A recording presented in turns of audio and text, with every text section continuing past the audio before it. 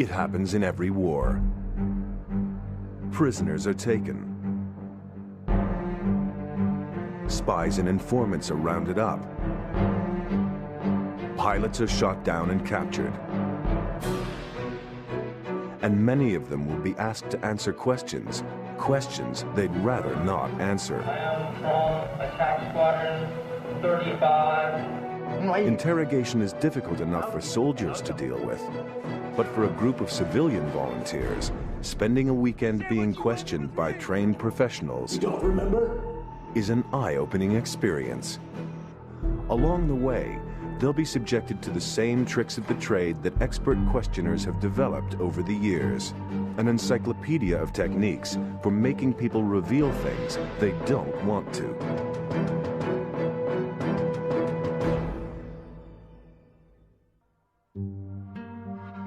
Camp X-Ray, Guantanamo Bay, Cuba.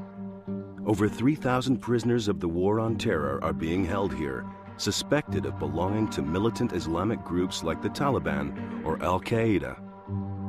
Some of them possess valuable information their captors desperately need. But how do they get it? In times past, that wouldn't have been a problem, at least not in theory. For most of human history, the most effective means of getting someone to tell you something he didn't want to tell you was to torture him. But torture had its drawbacks. It took time, it was messy, and the victims often died before they revealed any secrets. And even when someone did confess, it was hard to know if they were telling the truth or just saying anything to stop the pain.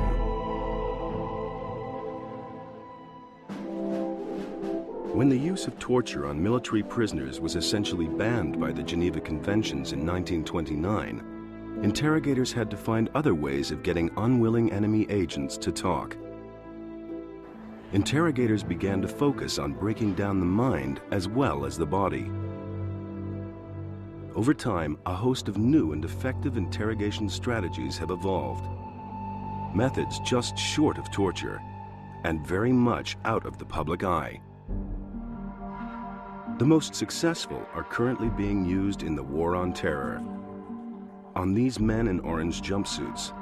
And if you're wondering how a person who doesn't want to talk can be made to talk without actually being tortured, you'll want to pay attention to what happens during the course of a weekend in Aldershot, England.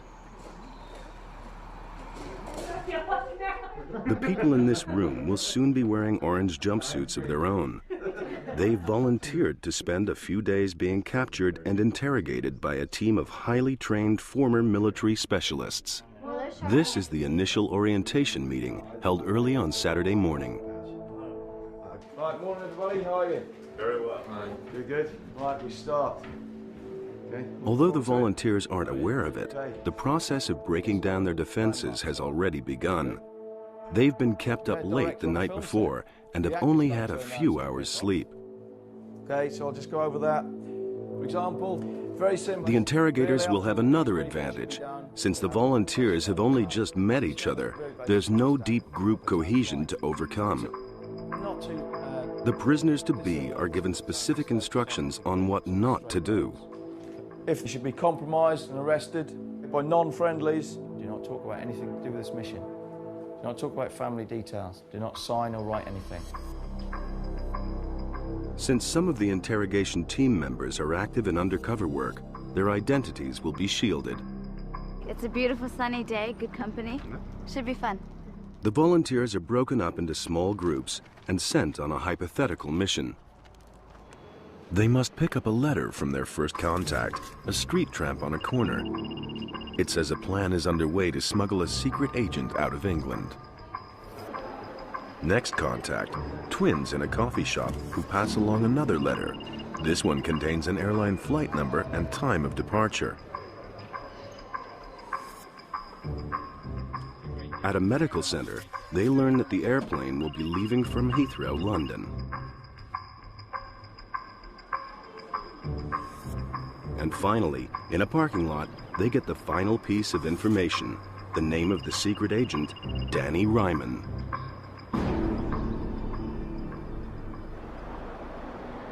Each of the volunteers knows all the details of the escape plan by midday Saturday around lunchtime. But on this particular Saturday, there will be no lunch.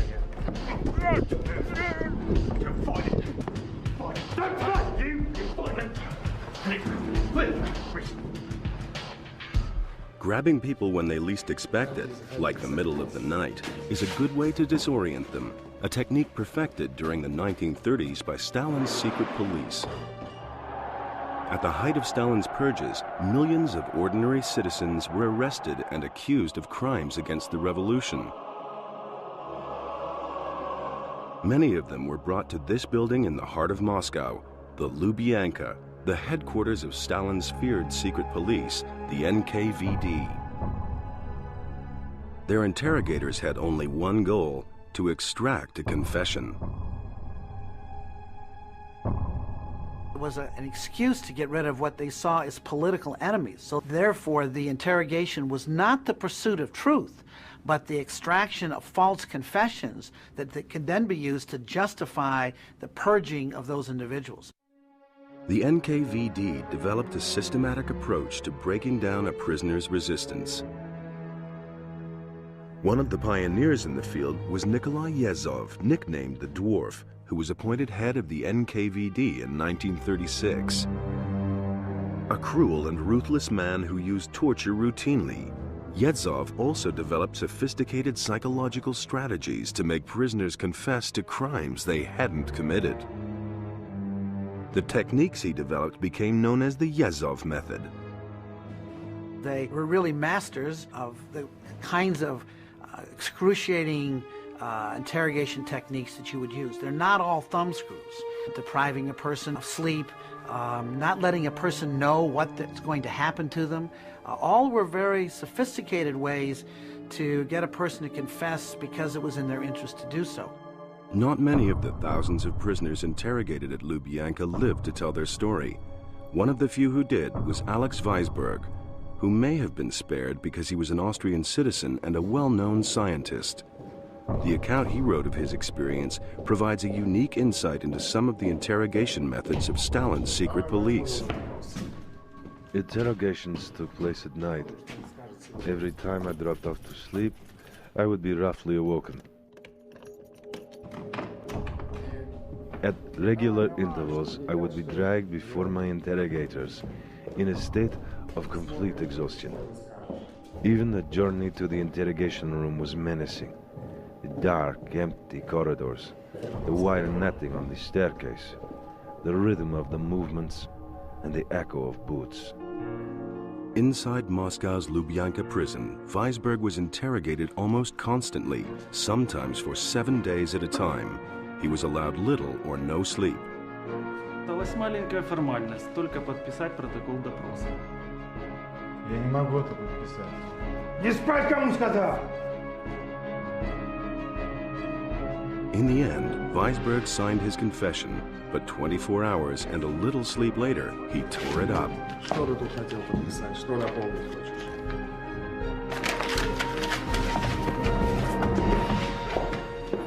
Weisberg escaped execution thanks to pressure from the international scientific community, and 3 years after his arrest, he was released. When after 1934 these trials began, during this period of self-destruction, when ex-members of the NKVD themselves fell under the punishing sword, many interrogators understood what was going on and did not want to charge innocent people. As a result, they themselves became implicated and went to jail. But suspicion breeds suspicion, and eventually even Nikolai Yezhov, Stalin's main interrogator, came under suspicion. In 1939, he too was arrested, interrogated, and executed.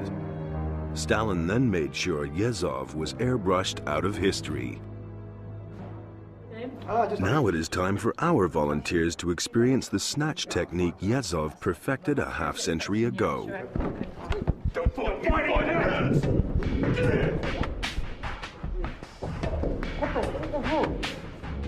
Although the volunteers know they will be captured, they don't know when, where, or how. From this point on, our volunteers have no idea what will happen to them. but most of them are confident they won't reveal anything. I don't see how they can make me give anything out.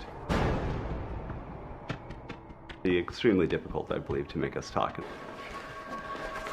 I want to prepare myself for the worst, absolute worst.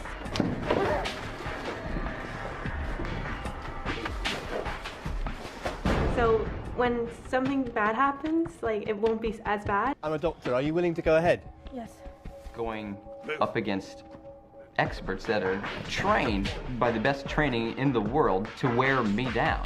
I'm a doctor. Are you willing to go ahead? And I get the opportunity to say, no, you've been working on this your whole life. I've never thought about it before, but nah, I'm gonna outfox you. And I think I will. Up, down, up, down, up, down. Nobody can prepare you for capture. That is a very frightening experience. But most people seem to be able to just take that in their stride, and then they will try to focus in on coping with capture and interrogation and devising their own strategies to keep control, because it's loss of control that is the thing they most fear. Our volunteers are brought to an abandoned military hospital where the interrogations will take place. The task facing the interrogators is daunting. They know nothing about the mission the volunteers are on and have to learn as many details as possible before the volunteers are scheduled to be released Sunday afternoon. That gives them just over 24 hours to piece together the secret mission. The military are taught that nobody is immune to interrogation indefinitely.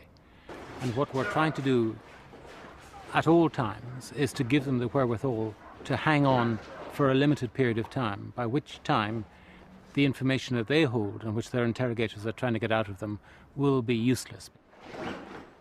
On arrival, the prisoners are searched for any information that can be used against them later. Shut up. To break down the prisoner's personal sense of identity, everyone is stripped, bound, hooded, and given a number to replace their name. The interrogators are trying to imbue in the prisoners and the captives all the time a sense of being out of control. And if you're out of control, you're not going to be able to manage the situation, and they are going to be able to get you to do what you don't want to do and to say what you don't want to say and to reveal information that you want to protect. The interrogators know that all of the volunteers are tired, hungry, and getting anxious about what will happen next. So they plan to start slowly. We haven't built up the pressure yet. The white noise will start, and then we start attacking them, in the audio. We'll start another psyops over here with the isolation. And basically that will raise the stress levels. Answer me. And we'll start building up the pressure, and we'll start running people through more harsh interrogations. The first stage of interrogation is screening. The military specialists ask each volunteer a series of simple questions. The answers given reveal the volunteer's basic character traits. A key technique in screening is to closely watch the volunteer's eyes when they're being questioned. What's your name? Krishanti Vignaja. Who's your next of kin? My father. I would ask you a question that I already know the answer to. Your eyes are going to move in a particular direction. And it can be up, mid-range, or down also, and there's different parts of the brain it's accessed.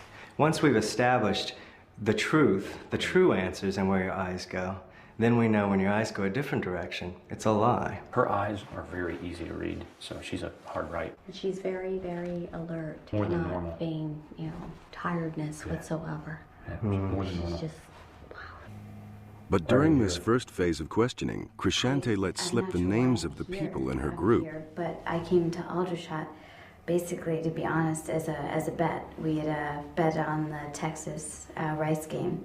Who is we? My friends, Rick, Callie, and I. Where? The interrogators have their first small piece of information.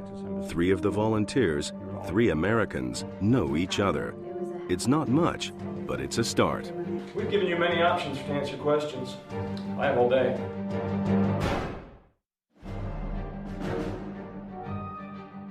In the Second World War, where time was also of the essence, both the Allies and the Germans interrogated prisoners of war on the field of battle, to provide immediate intelligence for the rapid deployment of troops.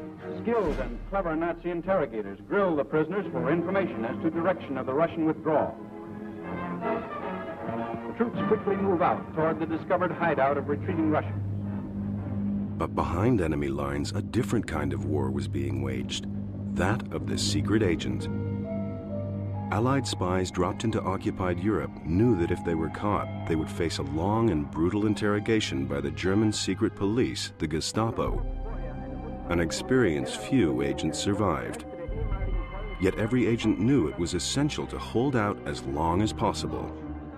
The training for British agents to resist interrogation took place at an old country estate called Beaulieu in the south of England. The secretive organization that trained them was the Special Operations Executive, SOE. The purpose of the Beaulieu course was really to instruct people in clandestine living, in assuming and being able to support a false identity. Trainee agents were taught to devise watertight cover stories in case of capture and interrogation. The training at Beaulieu involved simulated interrogations to familiarize agents with the brutal questioning they were likely to face. They were liable to be woken up in the middle of the night by instructors whom they had not previously met, in some cases dressed in German uniforms, and not physically roughed up, but I mean intimidated in every possible way. This interrogation could last any length of time. The principal aim of this training was to get the agents to maintain their cover story for at least 48 hours to give other agents time to escape. Our volunteers have been in captivity for only a few hours when their cover stories begin to unravel.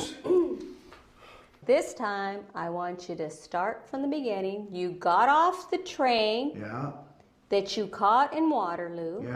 You got off in the station at where? Aldershot. Aldershot. Yeah.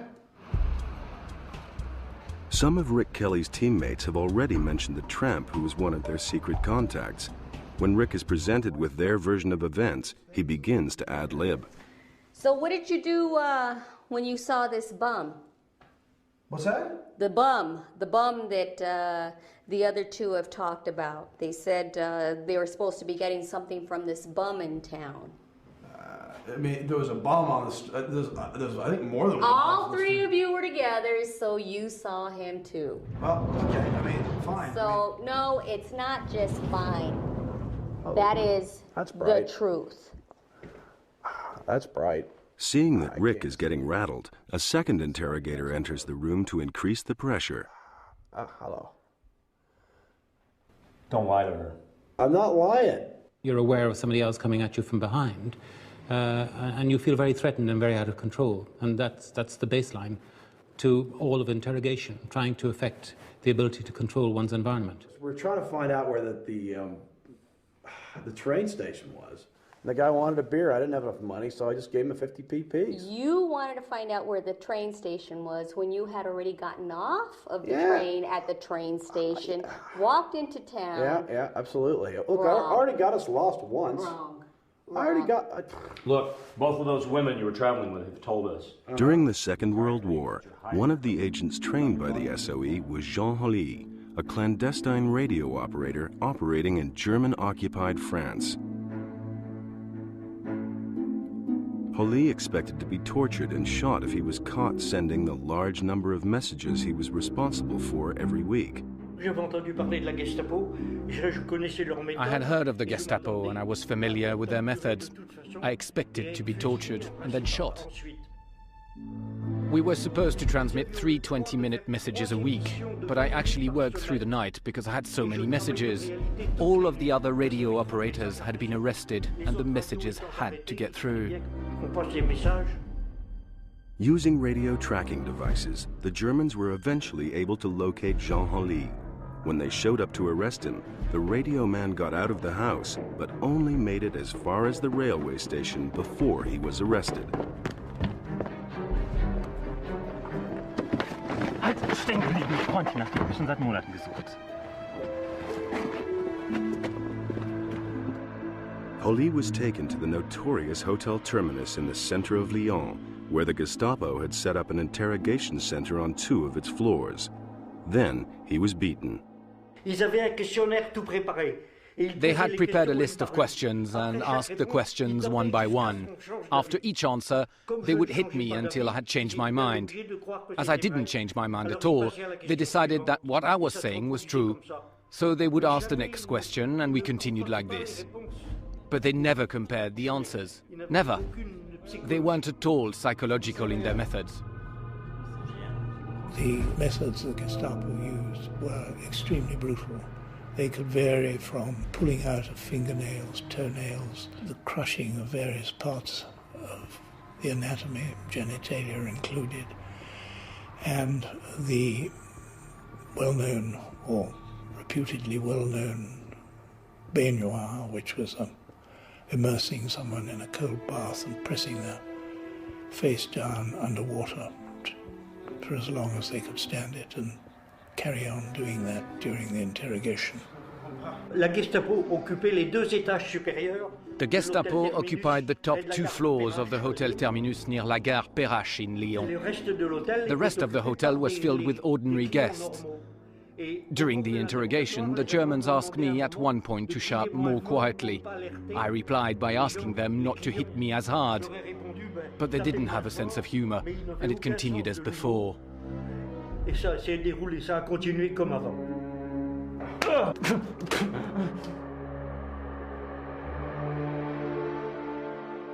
Despite his brutal treatment, Holly was able to keep vital information from his interrogators. In reply to the German questions, I denied any knowledge of where the messages were going. In fact, I pretended to be an idiot, and they accepted this.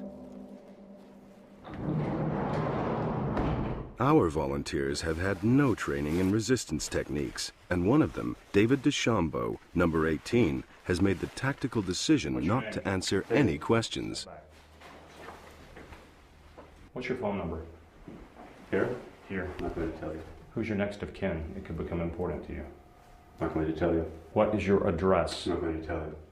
What is your phone number? Not going to tell you. Dave believes he can hold out for 20 hours without responding, but in doing so, he becomes the focus of attention for the interrogators. When he's brought back to the room where the others are being put into stress positions, Dave refuses to say anything at all. Take a good, hard look. She's been there as long as you have, and look at her hands. Get your hands off the rope, 14. That's down to you. Maybe you should You can make this stop. show him 14 as well. He's been here longer. He's in the real estate. That's down to you. Your stupidity. You can make it stop.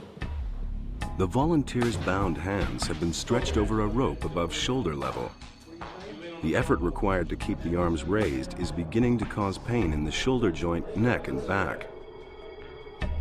They've been at the detention center for about 3 hours. So far, the interrogators have learned a few disconnected facts, and one of the volunteers isn't speaking at all. But they still have nearly 20 hours to expose this secret plan, and the stress positions are beginning to take their toll on the volunteers.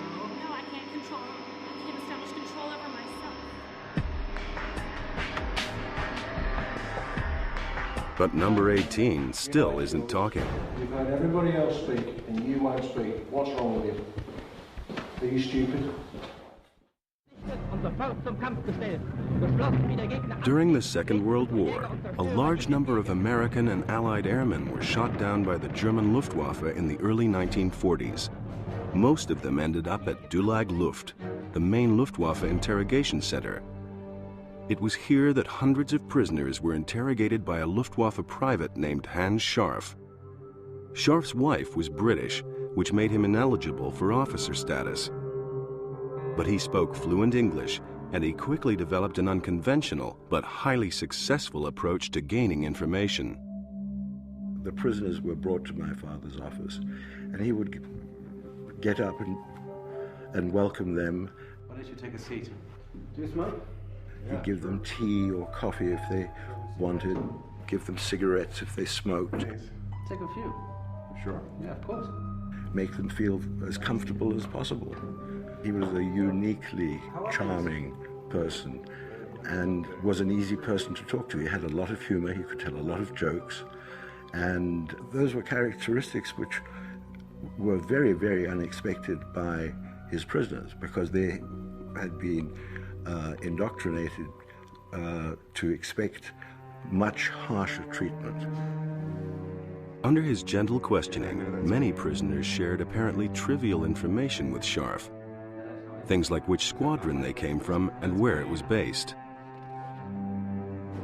Over time, Scharff was able to build up an incredibly detailed picture on how the American Air Corps was structured. But he was also brilliant at gaining specific intelligence. On one occasion, the Luftwaffe High Command wanted to know why the Americans fired white tracers instead of red ones from their planes. Hanns Scharff took one of the prisoners for a long walk in the woods and got the answer he needed in the course of a friendly chat. But there are problems on the bases with you Americans. Yeah, the British, they ran out of the red chemicals for the tracer bullets. What do you mean? Well, apparently they have no red chemicals left. It's just white tracer bullets, which is difficult for the pilots to see. It's strange. No, you don't understand. What we do is we load white tracers close to the end of the chain, so we'll know we're running out of ammo and we can return safely to get more ammo. Ah, of course. How stupid of me.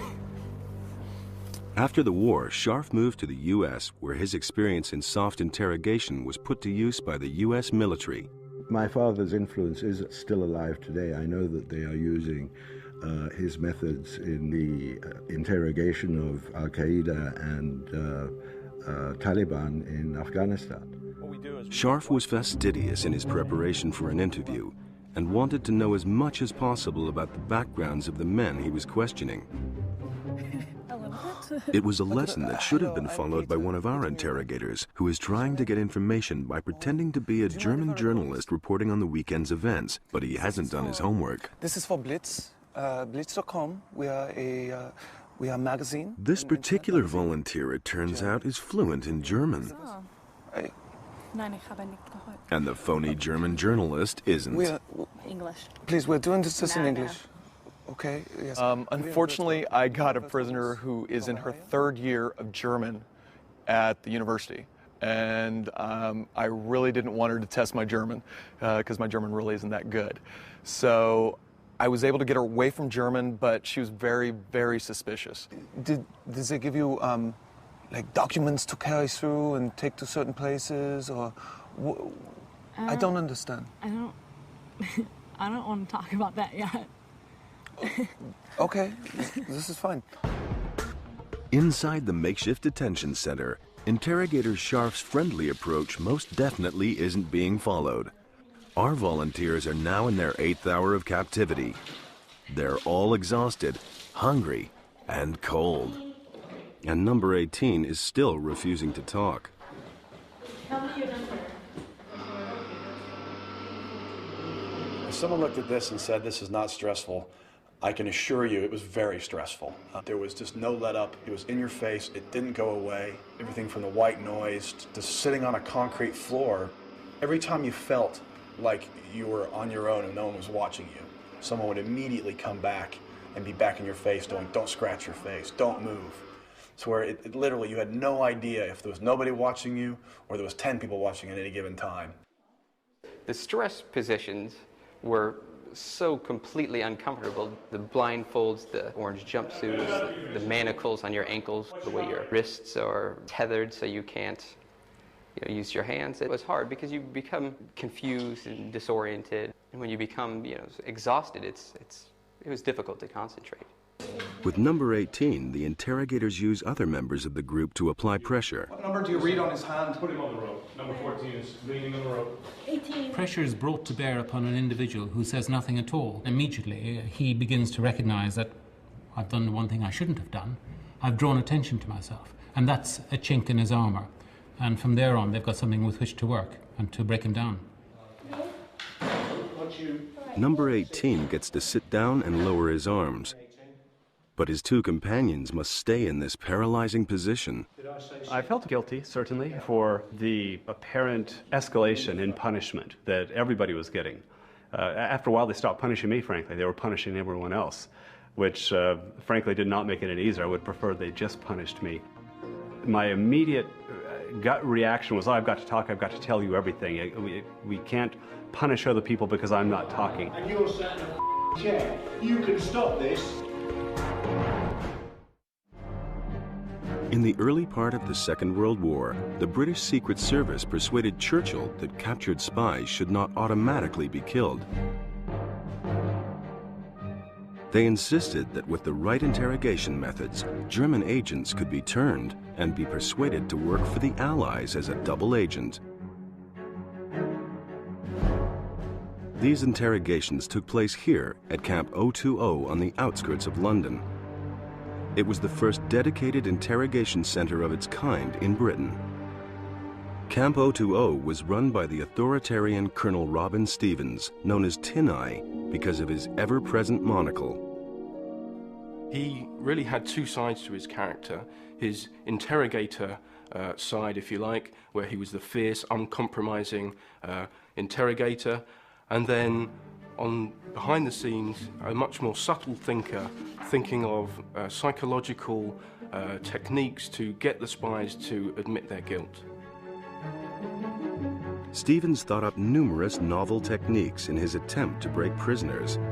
One method he used to create fear and uncertainty in a prisoner was to threaten them with cell 14. This, in fact, was an empty padded cell that had left over from the First World War, but Colonel Stevens used this as a psychological tool against his prisoners, suggesting that certain practices might take place in this cell, and then threatening to take them there. To undermine morale, Stevens provided prisoners with fake copies of German newspapers reporting how poorly the war was going for the fatherland. But it was in the interrogation room that Stevens developed his most famous techniques. One that he favored was the good cop, bad cop scenario, which most people would be familiar with if they'd seen any 1970s cop show.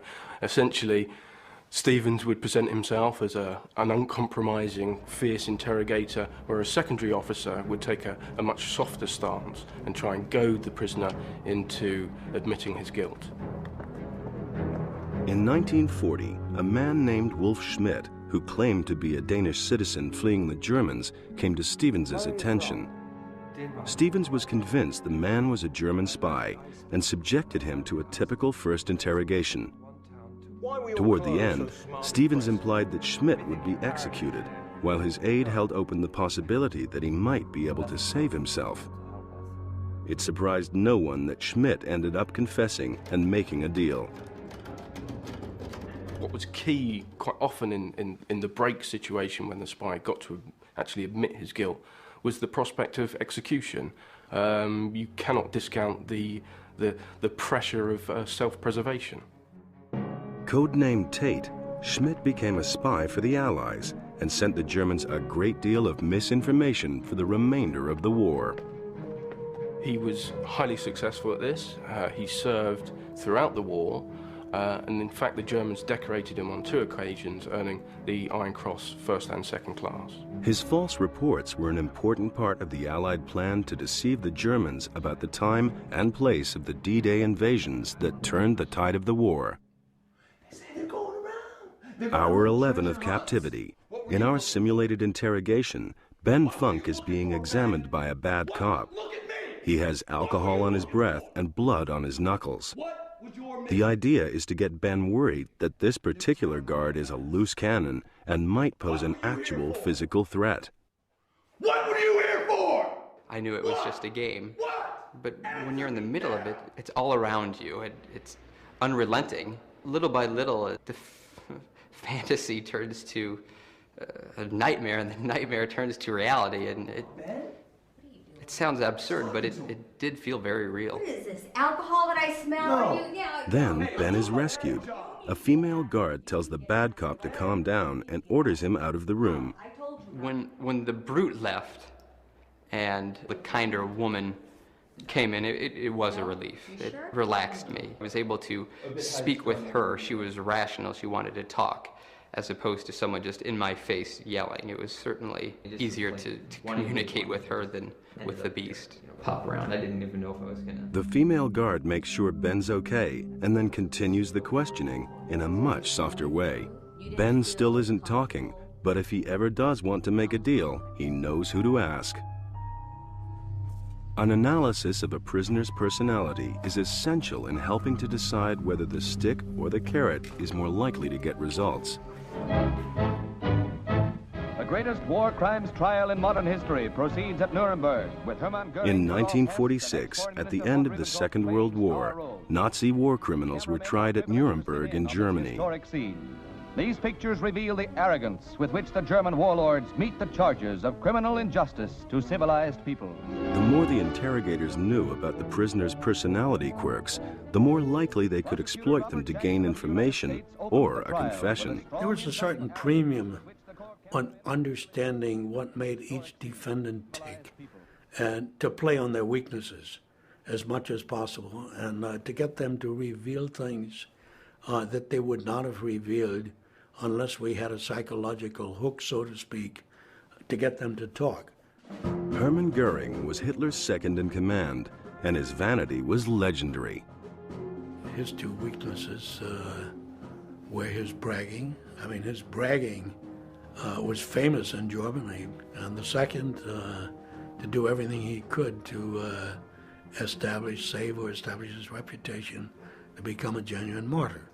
And we played on that as much as we could.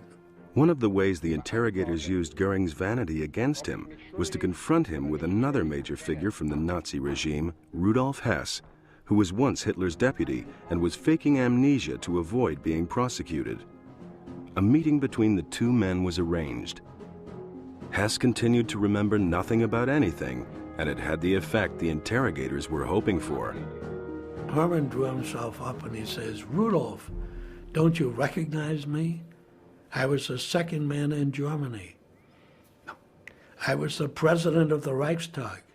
You don't remember that? I was one of your old comrades. I was the Reichsmarschall.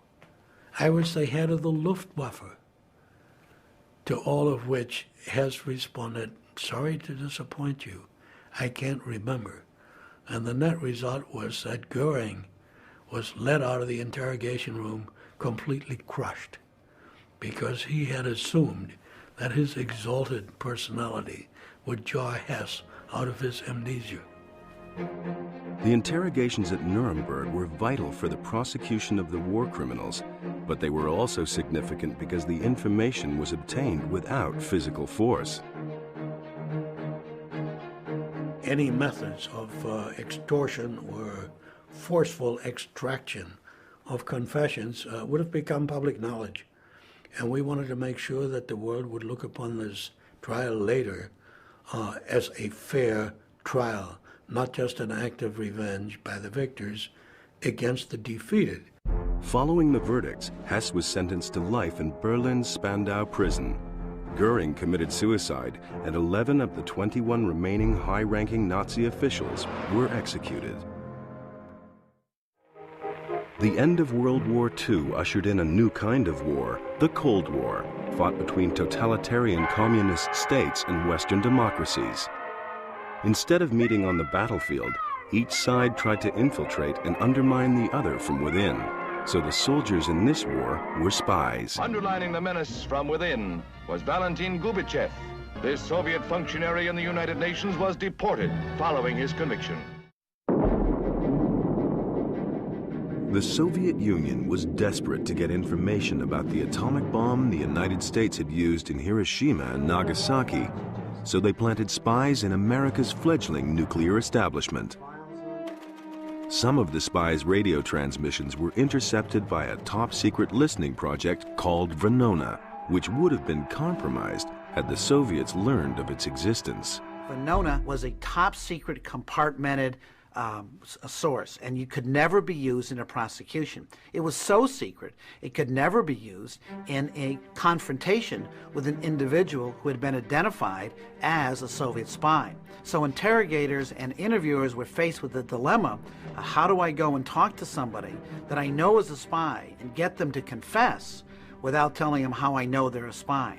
So in essence, the interview or the interrogation became the king. It became the only way you could prove these cases. In 1950, the key to unraveling the Soviets' atomic spy network turned out to be the interrogation of one man, German-born physicist Klaus Fuchs. Klaus Fuchs, operating in England, was a key figure in the conspiracy to steal the atomic bomb.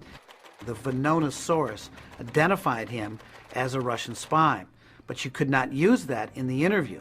In order to persuade Fuchs to confess, British intelligence brought in their chief interrogator, William Scarden. Scarden's approach was to play on Fuchs's sense of guilt. He interviewed him on 4 separate occasions over many hours and managed to build up a rapport with Fuchs. But it was on the 4th occasion that Scarden said to Fuchs, you know, you must unburden your conscience, let me help you. And during this period, they in fact went out to lunch. It was a very informal situation, and Fuchs finally caved in at that point and did in fact unburden his conscience as William Scarden had suggested. Fuchs's confession led to the uncovering of more spies at the top-secret atomic laboratory in Los Alamos, New Mexico. David Greenglass confessed theft of the secrets while stationed at the Los Alamos atomic project. Confessions are something that people want to get off their chest. I mean, we find this happening in relationships between husband and wife, where one wants to confess. It doesn't ever do them any good to confess, but it makes you feel better to get it off because there's such a burden. The confessions of Klaus Fuchs and David Greenglass were instrumental in identifying Julius Rosenberg and his wife Ethel as Soviet spies. Both were convicted of espionage and executed. Is the one who got you captured. Our interrogators are also pushing hard to get confessions. They've found an inconsistency in 2 of the cover stories and are putting pressure on Callie to see if she'll incriminate one of her companions. Why is he not telling the truth? I don't. Why shouldn't I believe that he's telling the truth? Because why? Because I'm the one telling the truth. I don't know. Very good. That's all I needed to hear. I don't. That's all I needed to hear. I have that on tape. You are the one telling the truth. I don't know what the truth is anymore. Callie is now cold, tired, and demoralized, thinking she has inadvertently incriminated a friend. She is now taken to a quiet room where she is sequestered with a friendly guard who isn't on the interrogation team. At least, she doesn't think he is.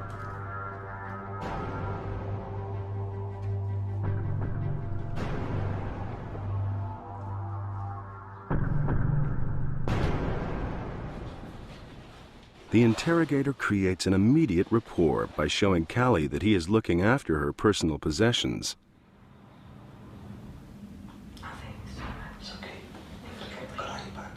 I'm not sure. He chats with her, trying to get her to feel more at ease. They were letting me move you around. After I left you, some other people came in here, but only for about 5 minutes. He takes his time building up her confidence and gaining her trust. Watching you when they were moving you around. And then some of them took that big fat guy outside lying around. After a while, the interrogator gives Callie a chocolate biscuit, a simple gift that produces remarkable results. Without being prodded, she starts to give out details of her secret mission and a description of her contacts. What do they look like? No, what do they look like? The people in town, because I might know them. There were 2 twins. They were twins, and they have short hair. And then we just met this bum and this guy, and I've been. With the medical center, she talks about code words. Like, we just say like a code word or something like that, maybe. And then they'll know that's a code word because not a lot of people would ask for that, right? So then we can read it like this envelope with the information on it. So you ask for a stretcher and they give you an envelope? Yeah, something like that, you know, like something you would never ask. In the space of a few minutes, Callie gives up all sorts of important information. The interrogator pieces together the key facts and reports back to the rest of his team. There, they went and met their first contact, who, as they put it, was a bum, who they had to use a code phrase, basically asking where the cinema was. From there, he gave them an envelope which gave them directions to meet a contact in a cafe. They went to the cafe and they met a contact, which were two women who were kind of like twins but not identical. They believed the women to be in their 50s. During those 4 contacts, they received an envelope with information in, and that's what they've got to hide. Fine. It's a really good approach. That's a nice one. Yeah, it's been working well. Yeah, that's fantastic. You got more information than all of us, probably. It's textbook. Yeah, it is textbook. That's what's funny. Is you know, we forget that stuff works because most on soldiers, they go, not going to work. But even soldiers well trained in resisting interrogation are sometimes as unprepared as Cali for new types of interrogation. The Republic of Korea and the United Nations fought to repel this new invasion. When communist North Korea invaded South Korea in 1950, it was the beginning of one of the great conflicts of the Cold War. Within months, American forces had landed to support the South Koreans, and the Chinese army had intervened on behalf of North Korea. As the war ebbed and flowed, thousands of U.S. troops were taken prisoner by the North Koreans and subjected to interrogations unlike any that had gone before. What American troops were exposed to was something troubling that extended quite beyond ordinary, expectable interrogation. The shocking new development was the attempt by the communists to use the interrogation process to brainwash American POWs. What happened in North Korea to American POWs was an application of a process which the Chinese specifically called thought reform. And the idea of thought reform was not only to confess one's ills, but to be remade into a different person, to have one's identity changed, one's sense of oneself. These techniques had their roots in the Chinese Cultural Revolution, when young activists had taken the revolution into the countryside to convert the peasantry to Mao's new version of communism. The re-education process was a systematic way of getting into people's heads and into their lives. Behind this was a religious zealotry of getting rid of all thoughts, all mindsets of the past in order to create new men and women in a perfect new society. Of course, it couldn't achieve that, but that was the vision. 资本主义是 In the POW camps, prisoners were educated about the evils of capitalism. The ultimate aim of the Chinese was to get American prisoners to broadcast propaganda on behalf of the communists. And eventually, several American pilots gave press conferences denouncing their own country. When my son asked me what I did in Korea, how can I tell him that I came over here and dropped germ bombs on people, destroying and bringing death and destruction? How can I go back and face my family? In a civilized world, how can I tell them these things, that I'm a criminal in the eyes of humanity? This was the first time that military prisoners of war had been subjected to propaganda questioning. And propaganda had taken a completely different turn than the normal interrogation that we would have expected based on what we were getting in World War II and what we thought we'd get if we got shot down. When Bud Mahiran's airplane was hit over North Korea in May 1951, he quickly discovered that his interrogators wanted more than information. They wanted a confession that American pilots were involved in germ warfare. Kept in solitary confinement for 16 months of his captivity, Mahiran was subjected to a range of interrogation techniques. They started to interrogate for long hours. I got very little food and practically no sleep at all. And there were teams of interrogators that would come in and continue to ask questions. I'd continue to not answer. They'd continue to keep me awake, and as a result, I'm gradually losing it. Now, this took a long period of time, and eventually it got to the point where there were a dozen or so interrogators around in a circle, and each one of them would ask questions. Say it, it's your last chance. So it's pretty easy to create a confession in hopes it would be successful, and I'd get to go home and be misleading to the point where anybody that read it would know that it was crazy. If the confession was printed, then at least they would know back home, my family would, that I was still alive. It was clear that the training pilots had received to resist interrogation was inadequate to cope with political indoctrination. My age is 27. Some were dazed and shocked. Evidence of the communist brainwashing technique. Americans had been trained to give name, rank, and serial number. Not everybody can live up to doing just that, but they had no expectation that their entire political history would be in some way subject to examination. At the detention center, the volunteers have been in captivity for about 12 hours. Clearly, no one's been brainwashed. But the would-be secret agents have already given away so much information that the interrogators now have an overview of their mission. And I know you've done kind of a friendly guard approach, and it seems to be highly effective. Yeah. So if we could talk about what you've accomplished with 23 and 5, I mean, I think that would be good. They've explained how they went down into the town itself. They moved for a series of contacts. One of the first contacts being in the general medical store, where they had to ask for a lightweight stretcher. However, once they asked for that, which was the cover word, as it were, they were given an envelope with details in. From there, they moved off to a cafe and met two twins, two sisters. Again, there was an exchange of information. From there, they moved around and met, as they call it, a bum or a tramp. Again, there was an exchange of information there. The interrogators have identified 3 of the 4 contacts. Which was a phone contact. In addition, they've identified that there's information that definitely... And they know someone is making a getaway on an airplane flight. Details for flights. I can't get to locations yet, but it's definitely flights. Now they need details, and they still have 12 hours to get them. They're supposed to call this number, use this code. By the 1960s, the capture and interrogation of spies and double agents was an essential part of trying to defeat the enemy during the Cold War. Oleg Penkovsky was the most important spy working for the West at that time. He was a colonel in Soviet military intelligence and funneled huge amounts of classified information to the Americans. But by November 1962, the Russians had become suspicious of Penkovsky and put him under surveillance. This is the actual footage shot by the KGB of Penkovsky on his way back from meeting one of his contacts. He was also filmed dropping secret documents to his American and British handlers. With their suspicions confirmed, he was arrested and then questioned by Major Alexander Zagvozdin at KGB headquarters.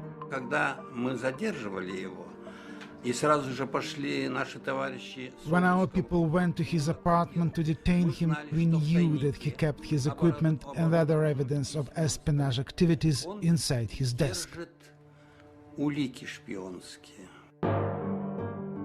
The Russians filmed the wide variety of espionage equipment they found in Penkovsky's flat. There were film rolls there, cameras, secret codes, as well as a passport in a different name, but with Penkovsky's photograph on.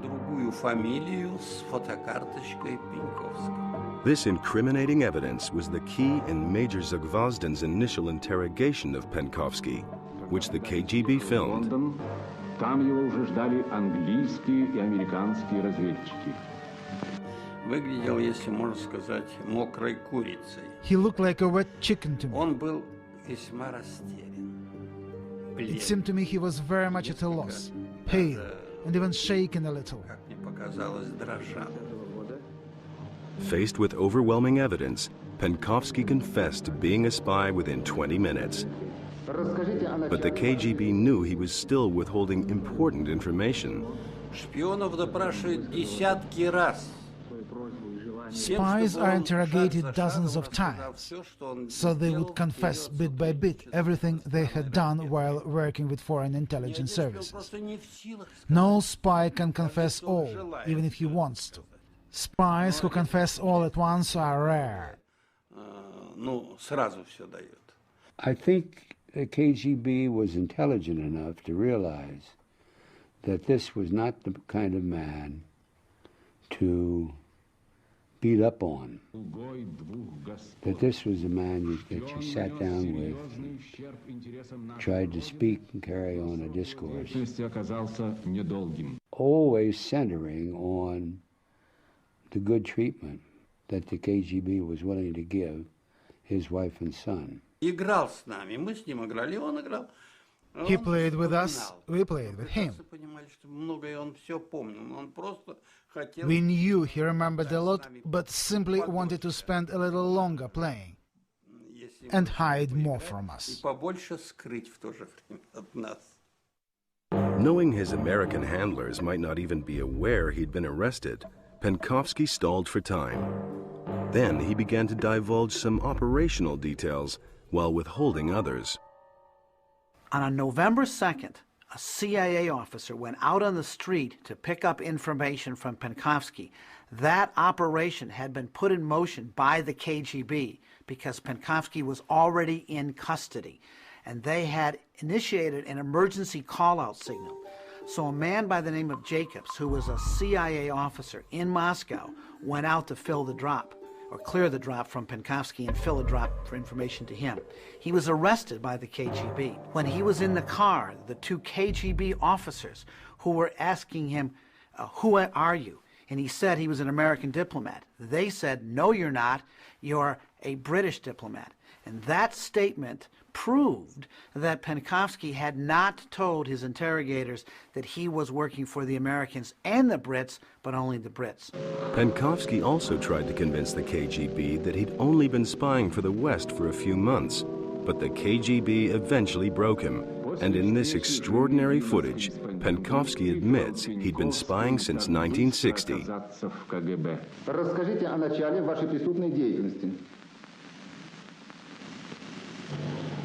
В ноябре 1960 года я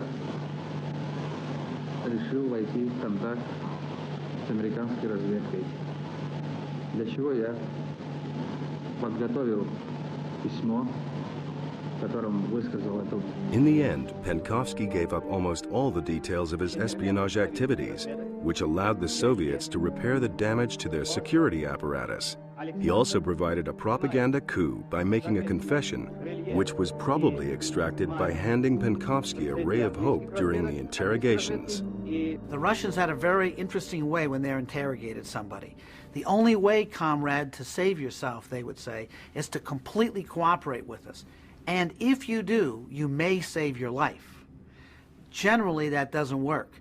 Generally, that is a ploy to get the individual to completely cooperate, and then they still would execute them. Oleg Penkovsky was tried and convicted of treason and was executed by firing squad in May 1963. Every man always hopes for the best. Hope dies last. He asked what punishment he was going to receive, and I always told him it was up to the court. And in fact, the decision rests with the court. There are 3 generals there, I told him, while I was only a lieutenant colonel. Penkovsky did not repent, and therefore signed his own verdict. During this period in the U.S., the CIA and the military were researching new interrogation techniques, concentrating on psychological methods. Experiments included the use of drugs, though the results were never as good as people had envisioned. The trouble with using drugs is that oftentimes your subject certainly will yield information, but it may be a half-truth, it may be hallucinated, it may not be totally on the mark because he's so disoriented. Drugs really don't work unless you're looking for a very specific kind of information, the name of a spy, the name of a colleague. But if you want somebody to discuss strategic intelligence, what the adversary is going to do next, or what the terrorist cell is going to do next, you're not going to get it. Some of the most significant research projects involved placing a person in isolation and removing their ability to see and hear for long periods of time. The CIA, I think, sadly and wrongly, began to be drawn to something quite exciting in their eyes that the communists had hold of. And so they wanted to find ways of manipulating the mind. They sometimes tried sensory deprivation, which really means cutting out one's perceptions, the influences of the environment on one, withdrawing a person from it in order to make them more malleable for change, for what can be put into their minds. Our volunteers are not being subjected to drugs, but they are experiencing other techniques developed in the 60s, like sensory deprivation, that can have drug-like effects on the mind. You can be distorted in your perception of hearing, seeing, taste, touch, smell, even position sense, to the extent that you believe that you're upside down when in fact you're right way up, or that you're smelling something that isn't there, or you're seeing something that isn't there. That's a well-recognized form of abnormal stressor that may well lead to people having difficulty in coping then with being asked routine questions, the question to which you should not reply. Almost constantly blindfolded, the volunteers are not allowed to speak unless spoken to. To lose your sight when you become so dependent on it it's brutal. They are constantly bombarded by white noise, everything from static to a baby crying. Having baby noise scream at me for 2 hours. It was pretty intense. David DeChambeau, number 18, still hasn't said a word since his initial interrogation, so he's been separated from the others. Take off your blindfold. My understanding of the reason why people decide not to talk is that they are going to believe in the fact that if I say nothing at all, that is safer than saying just a limited amount of information. So in a sense, I suppose, he feels more in control by saying nothing at all, whereas in fact what he's really doing is drawing attention to himself. Do you think that sitting silently is a wise move? Have you done something that you feel like you shouldn't talk? Bring me the woman. Callie is brought in and made to perform push-ups while being yelled at. We can start with something simple. Maybe push-ups. Now!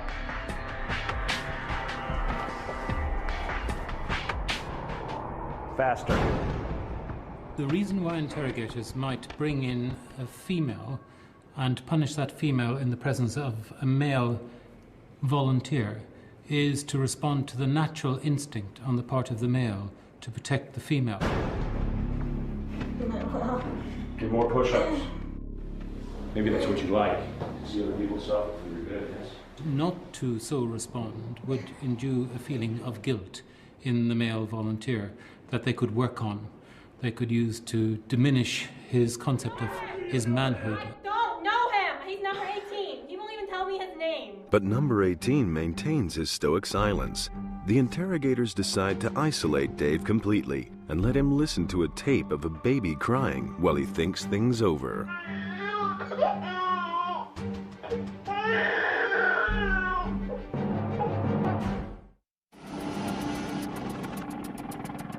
The war in Vietnam was to prove the next major chapter in the development of 20th century interrogation. In the desperate battle to uncover information on the enemy, both the North and South Vietnamese forces used brutal methods. So did the Americans, for the most part indirectly. Oftentimes the Americans would threaten, for instance, to turn a Viet Cong cadre over to our South Vietnamese allies and close our eyes and turn our backs, knowing that the communists would think, well, I'm going to be tortured. And in fact, that would happen. The Americans didn't need to do their torturing. They didn't need to use strong-arm tactics because we could rely on our allies to put the fear of God into our adversaries. The surprise attack by the North Vietnamese during the Tet Offensive exposed America's lack of detailed intelligence about the enemy. Subsequently, intense pressure was put upon interrogators to extract better, or at least more, information from prisoners. And there weren't enough trained interrogators available. Oftentimes, because we were using not experts to do the interrogations in the field, but people seconded from the U.S. military, we would use the worst kind of tactics. They would be beaten up, they would be tormented. Well, if you put somebody under that kind of pressure, what he's going to tell you is whatever will relieve the pain. And it's never strategic intelligence. It can often be terribly inaccurate. And as time went on, we began to discover that many of the reports that had been generated during that post-Tet period were inaccurate. As a young interrogator in Vietnam, Frank Snepp realized that a focused psychological approach would probably work best. When he interrogated Nguyen Van Thai, America's most important prisoner, Snepp skillfully used his knowledge of Vietnamese cultural beliefs to weaken the prisoner's resolve. Do you hear me? Who is your next of kin? What about your father? He was immediately placed in solitary confinement in a snow-white room. We over-refrigerated the room. We had too much air conditioning because we knew that the Vietnamese believed that when exposed to cold air, their veins would shrink up. Snepp played on the fact that he was younger than Van Thai. There is a great sense of hierarchy in the Vietnamese culture. Why was this kid, which I was in those days, put up against Nguyen Van Thai? Because we knew that he would feel insulted to have such a junior character, me, dealing with him. And he would rage. He would be contemptuous. He would refuse to believe that I might be one step ahead of him. Then when I managed to be, his vanity would come into play and he would shout. He would give out more than he meant to. Snepp also exploited a secret he knew about the prisoner's past. I knew that he had betrayed his father on the way up the party ladder, and I used it with him. Tell me your father's name. You too ashamed to tell me your father's name? You venerate old age, but if I, as the young interrogator, do not venerate old age, if I don't venerate the senior cadre, if I say, you know something, you betrayed your father. How could you do that in your culture? I don't know anything about your culture, but I do know that's wrong. And do it enough, and he begins to break down. Information from other prisoners played a big part in the interrogation, pitting one comrade against another. I was interrogating at one point, when I had him under my lens, 8 other communist cadre, many of them from the same territory, from the same political elements. And so I would go into one interrogation, pick up a little bit here, take it into his interrogation, play it back to him, lead him to believe that one of his colleagues, one of his comrades was giving away much more than he actually was. That was a major element in my approach to this guy. Snepp eventually broke Nguyen Van Thai, and the communist gave up accurate information about North Vietnamese operations in and around Saigon. The techniques he used, a mixture of sensory deprivation, psychological ploys, and playing one prisoner off against another, are now standard interrogation practices. Our interrogators have used this combination for the past 14 hours, and the volunteers are beyond the point of thinking clearly. Callie is about to be asked to do something she was explicitly warned against at the orientation yesterday morning. Remember what you can and can't talk about. This mission, you do not talk about your mission. You do not sign anything. Write confessions. Okay? You do not talk about your personal family details. They're the things to remember. What do you want me to do? I want you to simply write that you did not cause Rick's capture and that you were simply going to visit Rick's friend. Callie only writes down the details of her cover story and says nothing about the real mission.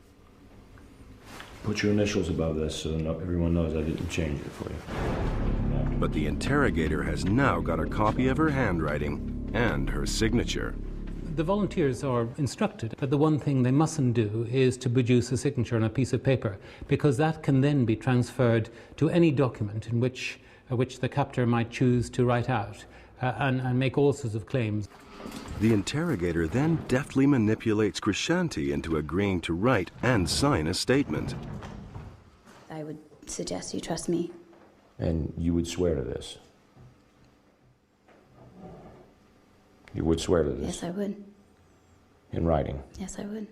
Beyond her signature, there's no useful information here, but it is a sign she's becoming compliant. What were your friends' names that you were betting with? Well, it was a whole group of them, but it was everyone, including my cousin Kavitha. You can list your friends if you'd like. Here? Yes. When the interrogator begins to give the volunteer instructions and the volunteer begins to respond to those instructions, that's a clear example of the interrogator gaining control of the volunteer. Certify that if this is in conflict with any other statement, then your statement is accurate and correct and the others aren't. With the realization of that, which may not be for some time on the part of the volunteer, comes a sense of defeat, that the interrogator now is totally in control of me and there is really no point in my continuing to resist, and I might as well cooperate fully with him. I'll do what I can for you, and I will let you know. The interrogators now have 2 statements, which they can compare, and 2 signatures. They decide to put Crescenti in a small room with Callie and the friendly guard and film them surreptitiously to see if they reveal anything useful. They do. The women compare notes in a whisper on the false stories they've told, but the microphone picks it up. I signed it, yeah. And then I said this statement was not coerced. And then I said, and then they wanted me to write that any statements contrary to this were false. Oh my God. Did you sign that? Yeah, why? Holy shit. Why? Why write something different? Write something different. Then that's bad. Yeah. We've got to stick to the story.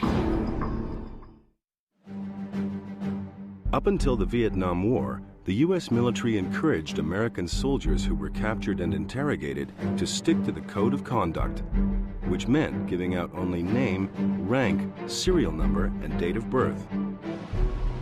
But in the jungles of Vietnam, one prisoner set an example of a heroic defiance which transformed the U.S. military's approach to interrogation training. Now, I lived under what the Viet Cong called their lenient and humane policy for 5 years and 2 months. Nick was working in the Delta of Vietnam in October of 1963, and he was going out on a patrol with a Vietnamese unit. Along with him on the patrol was Sergeant Dan Pitzer and Captain Rocky Versace. And while they were on the patrol, they encountered the Viet Cong. They were taken under fire. They were overwhelmed, and Nick and Dan and Rocky were all captured. Lieutenant Nick Rowe was a Special Forces officer, but when he was interrogated, instead of not answering questions, he feigned cooperation while feeding the North Vietnamese a cleverly crafted cover story filled with misinformation.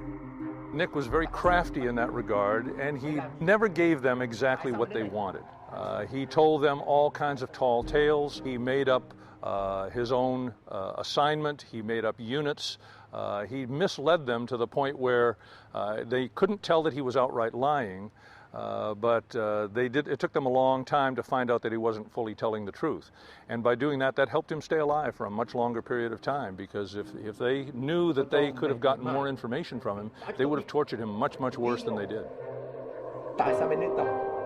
Lieutenant Rowe's approach was a sharp contrast to that of Rocky Versace, who was captured alongside him. Rocky was a very hard line, these are my beliefs and you won't shake me a bit. And he was very stern and solid, appropriately enough, like a rock. And I think that the VC just saw that they would never ever be able to break Rocky. And they got angry at him, and he told them, for example, you can make me sit here and listen, you can tell me all your lies, but you will never make me believe what it is you're saying to me. And as a result of that, they executed him.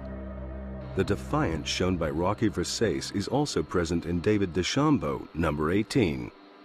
He hasn't said a word for the past 15 hours, nor has he drunk any water. The interrogators are concerned for his health. The doctor told me that you need to drink water, you need to cooperate. If you talk with us or not, that's your decision. After getting medical attention and a hot drink, Dave is placed in isolation where he must sit on the floor, once again listening to a baby crying. Segregation is the most powerful form of punishment we have. You take one person, put him by himself, and then everything that's gone wrong starts to roll back on him. Right now, if you probably talk to the psychologist, if this man were isolated with all the problems that he's just generated for other people, then he has to deal with that very personally, and he can't.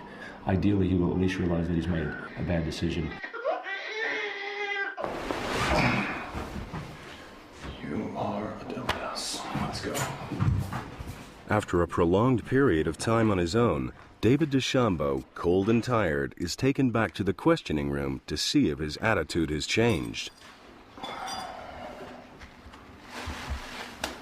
Glad to be away from that baby crying? Yes. Grates on the nerves, doesn't it? It does.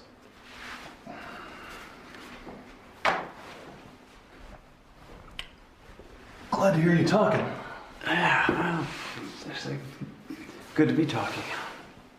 Where'd you get your mission from? That's what I want to know.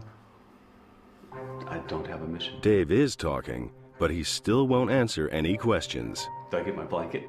Lieutenant Nick Rowe spent 5 years living almost entirely in solitary confinement and being tortured without ever breaking. To keep his mind active, he constructed mental exercises for himself, which he kept in a diary. He used all the knowledge he had, his training as an engineer at West Point and other places, to go through all the processes he would of building a ranch or a house or whatever, a business. All the exercises he would go through, the plans, the specific types of materials he would use, and those kinds of things in order to keep sanity, I guess is a good word, to maintain a bridge back to civilization and the things that he was not seeing living in a cage in the Delta in Vietnam. And throughout his captivity, Nick Rowe kept the truth of his identity as a Special Forces officer from his interrogators, persuading them he was merely an engineer. Ironically, Nick Rowe's cover story was eventually blown when his true identity was published in the United States. Nick Rowe's captors found out that he was a Special Forces officer, that he had been leading them along for a long period of time, and that he had been telling them lies and fabricating stories for the better part of 5 years. They were on their way to take him to some other location from where he had been last in captivity to be executed. But fate, or sheer luck, intervened. As Rowe was being moved, American helicopters just happened to fly over the condemned man and his guards. Nick ran out into a field and waved his hands to be picked up. And when Nick was asked later what happened, he said, "My guards suddenly became incapacitated." I think Nick hit him over the head or something. After the war, Nick Rowe went on to train at the military Sears School at Fort Bragg, North Carolina, where Special Forces troops are trained in interrogation survival techniques. It became a personal obsession of his to produce some training to give soldiers the ability to survive the type of scenario that he had been faced to survive, to give them the tools, if you will, to be able to do the things that he had to invent or make up on his own because they didn't exist at the time. You realize that we've got a code that gives us a direction and a purpose. You take your own faiths, your loyalties and beliefs, that's to your country, to your God, to the people in your unit, to the military. These are the things that push you from day to day and keep you going. The code gives you that direction. In 1989, while in Manila advising the Philippine military on counter-terrorist techniques, Nick Rowe was killed by a sniper's bullet. When the Berlin Wall came down in 1989, signaling the end of the Cold War, there was a shift in the way intelligence was gathered. The revolution in information technology led to an increasing reliance on high-tech surveillance as a tool for collecting information. Interrogation as a collection tool began to take a back seat.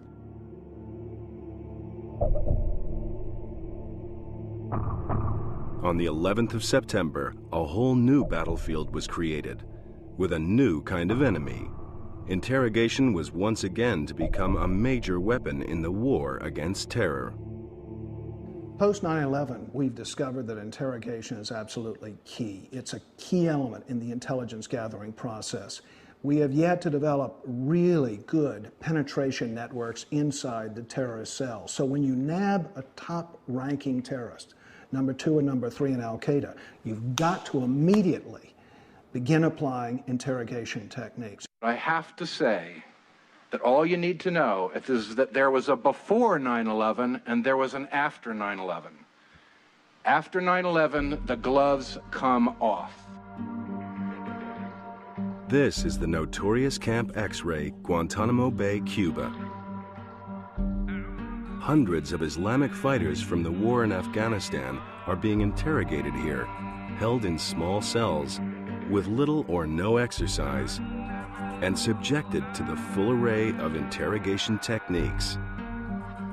Sensory deprivation is one of the favorites today. Putting somebody in a snow-white room, turning on the lights, turning up the air conditioning, serving his meals at different times, insulting him. We're going back to techniques that were really perfected in the CIA during the Vietnam years, and that is subtle dialogue, total knowledge of the adversary, and poking holes in his vanity. Another technique is to undermine a prisoner's cultural beliefs. If you know that as an Islamic fundamentalist he looks down on women, you bring in a woman and you not only expose him to interrogation by a woman, but she knows to go for his manhood, to go for his sense of self as it is embodied in his belief system. She said, "Oh, aren't you ridiculous? Aren't you ridiculous?" Or she can sympathize and say, "See, I'm not so bad after all." He's so busy trying to hold off the stereotype that he doesn't see the lioness coming at him. Despite the techniques at their disposal, Western intelligence agencies are still finding it hard to make the members of Al-Qaeda and the Taliban talk. Al-Qaeda is exceptionally well prepared to resist interrogation. From the manuals seized in Afghanistan, they had thought through the processes of interrogation. This, of course, adds a difficult element in being able to decipher what is fact and what is fiction. Even though the detainees at Guantanamo Bay are proving hard to break, key Al-Qaeda leaders who are captured get handled differently. Most of the ones that have been caught by US and Western forces have been transferred to third-party countries where the intelligence services are able to overcome the linguistic barriers involved in interrogation. They are able to use more severe techniques in terms of not only using physical pressure, torture, but also their ability to tap into and break down the cultural barriers to more effectively extract information as quickly as possible, often under the guidance of CIA and other Western intelligence personnel. If we're dealing with a tough prisoner, we say, look, we'll turn you over to the Israelis. We'll lose you to the Egyptians. And that's enough, in some cases, to turn the tables and to change an attitude. So what we're doing today, I think, is updating a lot of old techniques, but we have a lot of bad cops to play into the scenario now. But there are charges that these strong-arm tactics are an abuse of human rights.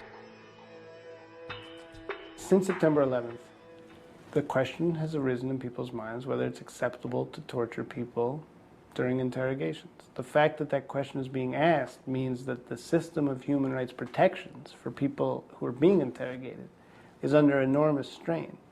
And if that question gets answered in the affirmative, yes, we can torture people, then the system is completely broken down. 18 hours into their captivity, our volunteers have been questioned and re-questioned. The interrogators know a great deal about the volunteers' mission, but they still lack a key piece of information, the secret agent's name. Then, a breakthrough. One of the volunteers indicates he wants to make a deal. When the prisoner starts negotiating with his interrogators, with his captors, it is probably a recognition of the fact that he is nearing the end of his ability to cope. and he's trying to spin it out for as long as possible. I would see it as a weakening of the defenses. Ben Funk, number 14, has sought out the female interrogator who was nice to him earlier. Now, who is this special agent that you have reason to believe that we're looking for? I can't give all the information until I know that I'm going to have a deal.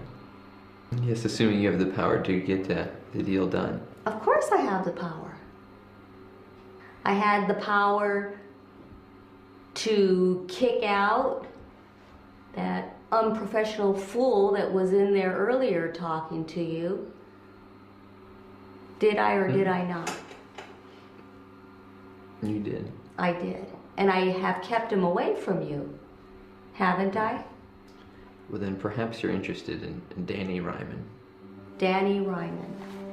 Danny Ryman, the name of the secret agent the interrogators are looking for, the most important detail of all. The chief interrogator arrives to finalize the deal. Okay, we'll verify those facts. In return, a deal's a deal. Okay? My partner says that we're going to give you something comfortable and get you in a comfortable position.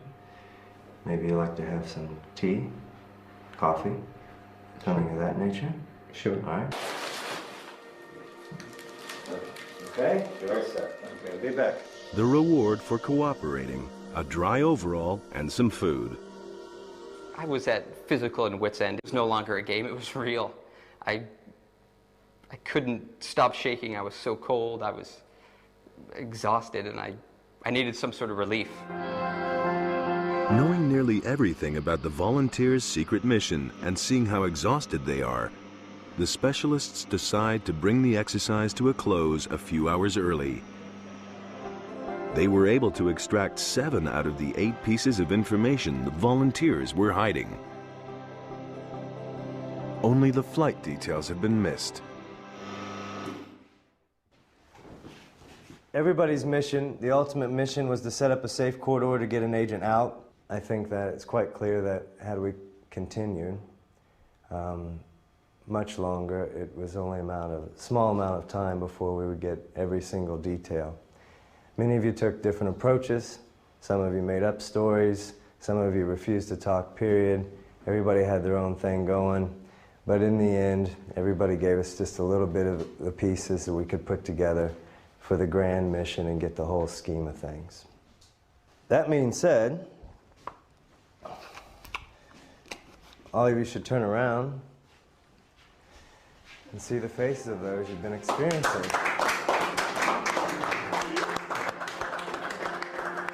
The interrogators have been impressed by the volunteers' stamina, and the interrogation has made a lasting impression on all of the volunteers. When I went into this thing, I was unbelievably cocky. I thought it was going to be an absolute piece of cake, and I have been proven wrong. This was the information that got to the real thing. We were pretty close. I think we missed a couple of pieces of information. I think I totally blew it because I was too trusting. Right now I'm feeling pretty stupid for getting tricked into talking to this staff member.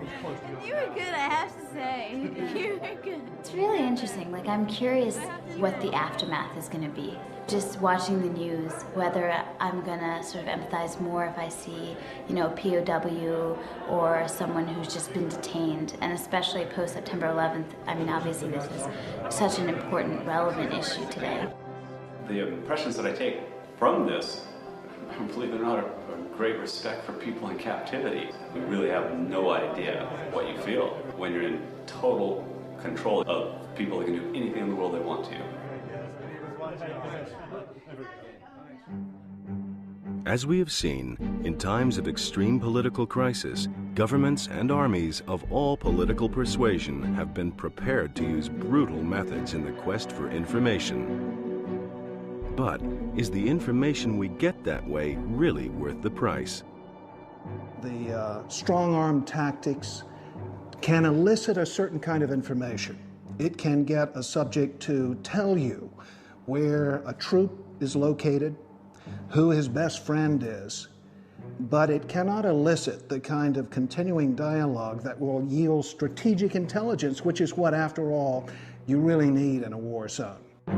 Faced with a new set of challenges in the 21st century, the debate continues about how far interrogators should be allowed to go, while the search continues for the most effective ways of getting people to talk who don't want to.